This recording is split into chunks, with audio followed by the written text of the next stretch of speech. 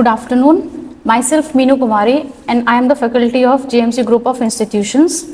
So in last class we have discussed about the types of research design, जिसमें कि हमने last class में पढ़ लिया था कि एक्सपेरिमेंटल डिज़ाइन क्या होता है और उसके हमने सब टाइप्स पढ़ लिए थे। तो फिर आज हम पढ़ेंगे टाइप्स ऑफ रिसर्च डिज़ाइन में आज हम लोग पढ़ेंगे अबाउट द क्वासी एक्सपेरिमेंटल और प्री एक्सपेरिमेंटल डिज़ाइंस क्या होते हैं। हम लोगों ने ट्रू एक्सपेरिमेंटल डिज़ाइन हमने पहले ही पढ़ लिया था और उसके सब टाइप्स भी पढ़ लिए थे। So today we will shift to quasi experimental design. Quasi-experimental research design, it involves the manipulation of independent variable to observe the effect on dependent variable, but it lacks at least one of the two characteristics of true experimental design, randomization और control।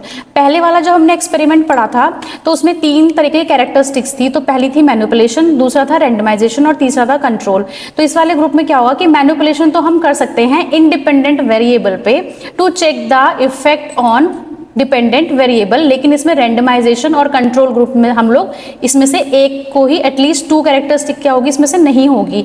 तो हम लोग इसमें क्या करते हैं, manipulation का हम लोग यूज करते हैं क्योंकि हमें कुछ भी चीज चेंज करनी है या किसी भी चीज में मैनिपुलेट करना है तो वो हम कर सकते हैं क्वासी एक्सपेरिमेंटल डिजाइन में, लेकिन दो कैरेक्टरिस्टिक्स इसमें क्या होगी स्किप कर देंगे। तो इसकी जो कैरेक्टरिस्टिक की बात करें, manipulation of the independent variable is to observe the effect of dependent variable. Manipulation हम लोग क्यों यूज करेंगे, ताकि इंडिपेंडेंट वेरिएबल पे हम लोग कुछ भी मैनिपुलेट कर रहे हैं तो हम उसका इफेक्ट देखेंगे डिपेंडेंट वेरिएबल पे क्या होगा।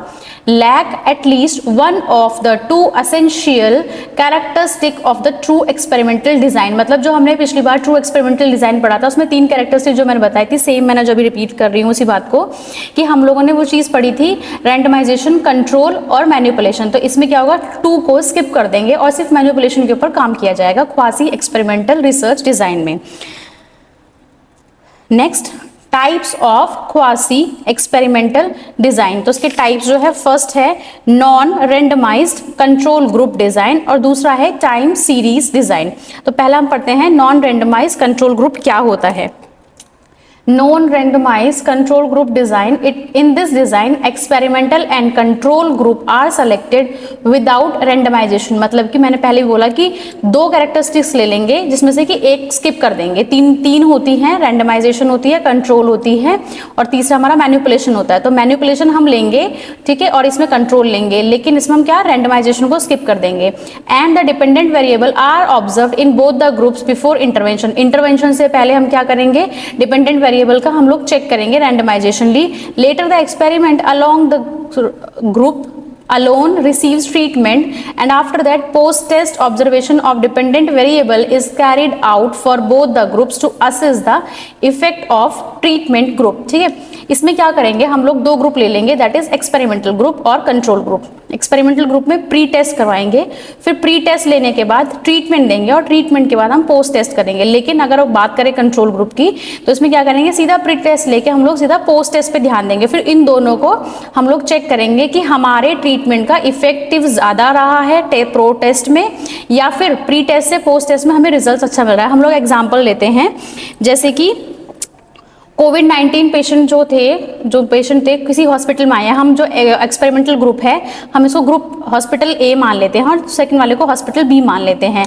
तो हमें क्या करना है, हमें ना चेक करना है कि effect of counselling programme on the psychologically wellbeing among the कोविड-19 पेशेंट। मतलब कि हम कोविड-19 के पेशेंट को काउंसलिंग देंगे तो उनकी जो साइकोलॉजिकल है उस पर कितना इफेक्ट पड़ रहा है। तो हम लोगों ने दो हॉस्पिटल्स में हम लोग गए, रैंडमली हम लोग दो हॉस्पिटल में गए, दैट इज एक्सपेरिमेंट ग्रुप को हम ग्रुप हॉस्पिटल ए मान रहे हैं और दूसरे वाले को हॉस्पिटल बी मान रहे हैं। तो उसमें क्या हुआ, कोविड-19 के पेशेंट आए, हमें नहीं पता कि वो किस साइकोलॉजी से आ रहे हैं, लेकिन हमने क्या करा, आने के बाद उनको हमने प्री टेस्ट लिया, मतलब हम लोगों ने उनको असिस्ट करा कि उनको इतनी बड़ी डिजीज कंडीशन है तो उनकी क्या साइकोलॉजिकल है। उनके बाद हम लोगों ने प्री टेस्ट लेने के बाद हमने उनकी काउंसलिंग करी। कोई बात नहीं, अगर कोविड-19 हो भी गया है, इस तरीके से हम उनको क्या करेंगे, काउंसिल करेंगे कि डरने वाली कोई बात नहीं है। फिर उसके बाद क्या करेंगे, फिर हम चेक करेंगे कि हमने जो काउंसलिंग दी थी प्री टेस्ट में क्या थी, वो ज़्यादा डरे हुए थे, और पोस्ट टेस्ट में क्या होगा कि उनका जो काउंसलिंग के बाद कोविड-19 उनको है, एडमिशन उनको लेना है, उसके बाद ट्रीटमेंट से वो ठीक हो जाएंगे, ऐसी उनकी काउंसलिंग लेने के बाद हो जाएगी। लेकिन अगर हम हॉस्पिटल सेकंड की बात करें तो उसमें क्या होगा कि हम प्री टेस्ट लेंगे, उसमें हम कोई भी ट्रीटमेंट नहीं देंगे, मतलब कोई भी काउंसलिंग नहीं करेंगे, और डायरेक्टली हम लोग क्या करेंगे, पोस्ट टेस्ट लेंगे। तो इसमें क्या है, उसके बाद हम दोनों हॉस्पिटल को असेस करेंगे, इफेक्टिवनेस देखेंगे कि काउंसलिंग देने के बाद कोविड-19 के पेशेंट की साइकोलॉजिकल जो इफेक्ट है उसमें क्या बदलाव है। दूसरा अगर बात करें हॉस्पिटल बी की तो उसमें हम देखेंगे कि हमने इसमें कोई भी काउंसलिंग नहीं दी, लेकिन हो सकता है ना कि जो पेशेंट कोविड-19 का आ रहा हो, क्या पता वो साइकोलॉजिकली ठीक हो और वो ये सोच के आए कि हो सकता है कि मैं हॉस्पिटल में एडमिट होऊंगा तो मैं ठीक हो जाऊंगा, तो पोस्ट टेस्ट उसका पॉजिटिव आएगा। लेकिन कुछ पेशेंट्स ऐसे होंगे जो घर से निकलते बौखलाए हुए होंगे कि मेरे को कोविड-19 है, तो कुछ भी हो सकता है। तो ये क्या है, हम लोग दोनों के दोनों में काउंसलिंग का इफेक्ट देखते हैं। तो ये होता है नॉन रैंडमाइज कंट्रोल ग्रुप, मतलब हम लोगों ने रैंडमली नहीं उठाया है, पेशेंट्स आ रहे हैं हमारे पास, उनके बिहाफ पे हमने प्री टेस्ट लिया, काउंसलिंग करी, काउंसलिंग के बाद हमने इफेक्ट देखा कि हमारी काउंसलिंग का क्या इफेक्ट पड़ा है। अगर दूसरे कंट्रोल ग्रुप की बात करें तो उसमें हमने बस पेशेंट आया, हमने उसकी साइकोलॉजिकली देखी, प्री टेस्ट करा और सीधा हमने पोस्ट टेस्ट करा उसका। तो ये होता है non randomised control group design. Next है time series design. Time series क्या है, this is useful when the experimenter wants to measure the effect of treatment over a long period of time. मतलब ये वो डिजाइन है जिसमें experimenter या फिर रिसर्चर अपना जो ट्रीटमेंट दे रहा है उसका इफेक्ट देखने के लिए क्या कर रहा है, ज्यादा समय ले रहा है, मतलब कितने टाइम तक उसका जो ट्रीटमेंट है वो काम करेगा।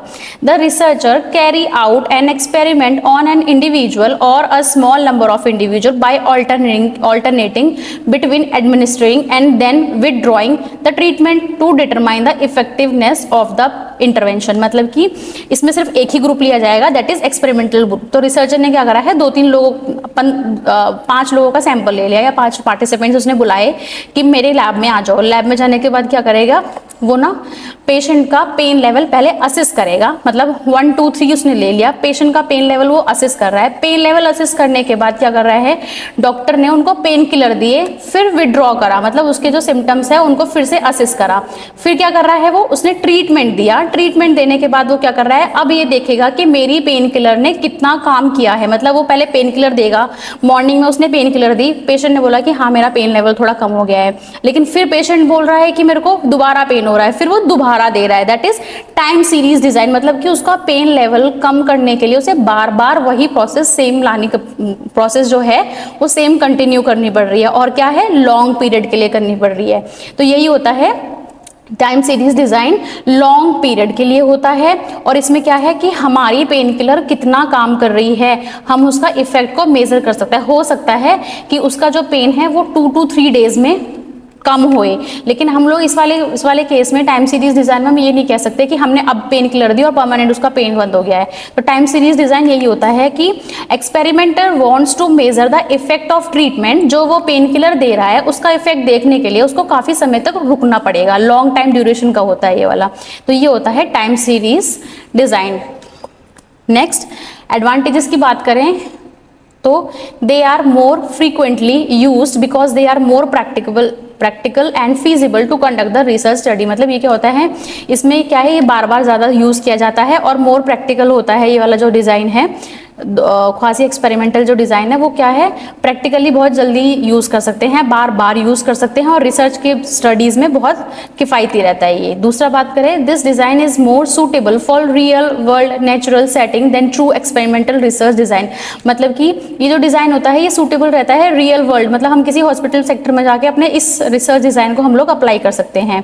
It may be able to establish casual relationship and where in some of the hypothesis are practically answered through this design. मतलब कि ये क्या करता है, कैजुअल रिलेशनशिप बना देता है लोगों के बीच में कि हम किसी से बात करने जा रहे हैं तो हमारी बात करने के तरीके से एक हाइपोथेसिस, मतलब वो जो आंसर देंगे हम पे भरोसा करके कि हाँ ये जो पूछ रहे हैं इनकी रिसर्च स्टडी का ही पार्ट है, तो वो क्या करेंगे, हमको आंसर्स देंगे, बिल्कुल ही हमारे डिजाइन के अकॉर्डिंग देंगे।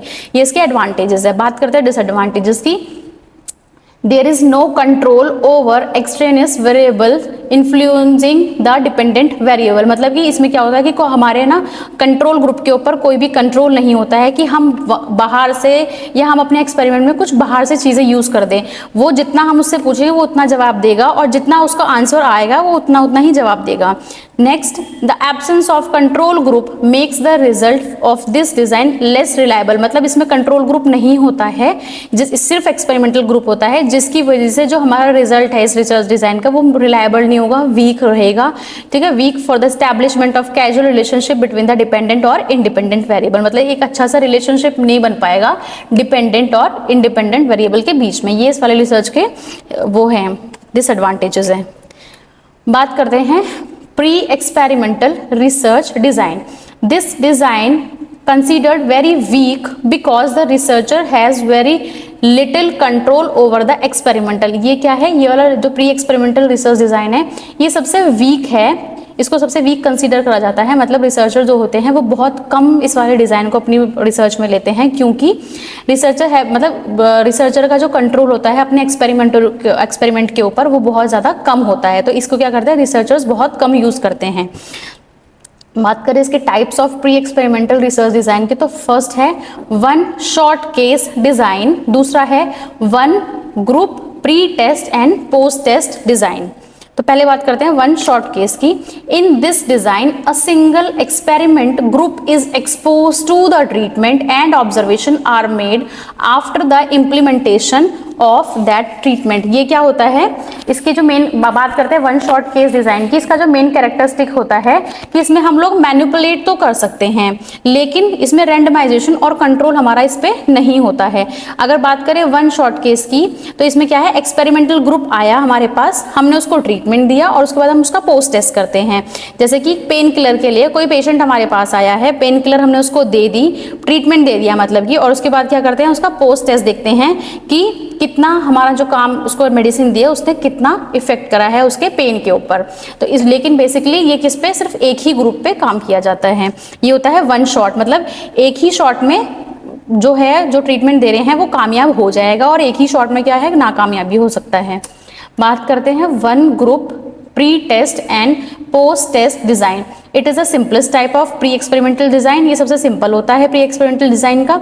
Where only the experimental group is selected as the study subject, मतलब जिसमें कि सिर्फ एक एक्सपेरिमेंटल ग्रुप को अपने सब्जेक्ट के लिए लिया जाता है। A pre test observation of the dependent variable is made before the implementation, मतलब कि इसमें क्या होता है प्री टेस्ट कंडक्ट किया जाता है पेशेंट का, कोई भी पेन किलर किया जाता है उसका क्या करता है पहले प्री टेस्ट लेते हैं, उसका पेन लेवल क्या है उसी से पूछते हैं कि आप पहले अपना टेस्ट दीजिए कि आपका पेन लेवल है कितना। Then implementation of the treatment to the selected group, उसके बाद क्या करते हैं जिस उसको according to the pain level क्या करते हैं ट्रीटमेंट प्रोवाइड करते हैं। The treatment is administer and finally a post observation of dependent variable is carried out to assess the effect of treatment of the group. हमें पहले भी पता है कोई भी टेस्ट अगर हम या फिर इम्प्लीमेंटेशन या कोई ट्रीटमेंट हम ले रहे हैं तो उससे पहले क्या करना है प्री टेस्ट लेते हैं हम पेशेंट का।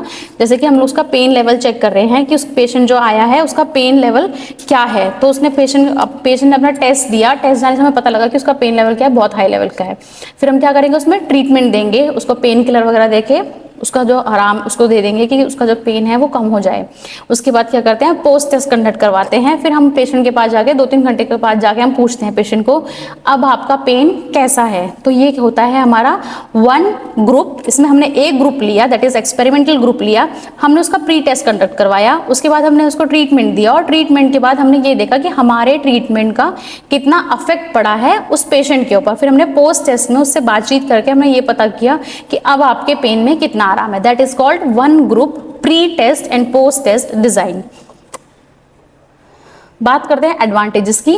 Very simple and convenient to conduct these studies in natural setting specially in nursing के फील्ड में या नर्सिंग जहां पर हॉस्पिटलाइजेशन होते हैं, हॉस्पिटल के पेशेंट्स होते हैं, वहां पर सबसे सिंपल है इस वाले एक्सपेरिमेंट को करना।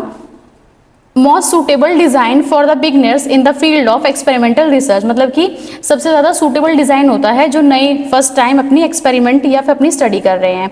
बात करते हैं इसके डिसएडवांटेजेस की। It has very little control over the research, मतलब कि बहुत कम कंट्रोल होता है इसमें हमारी रिसर्च के ऊपर। Consider a very weak experimental, हम इसको क्या सोचते हैं कि बहुत वीक एक्सपेरिमेंटल है, डिजाइन है ये।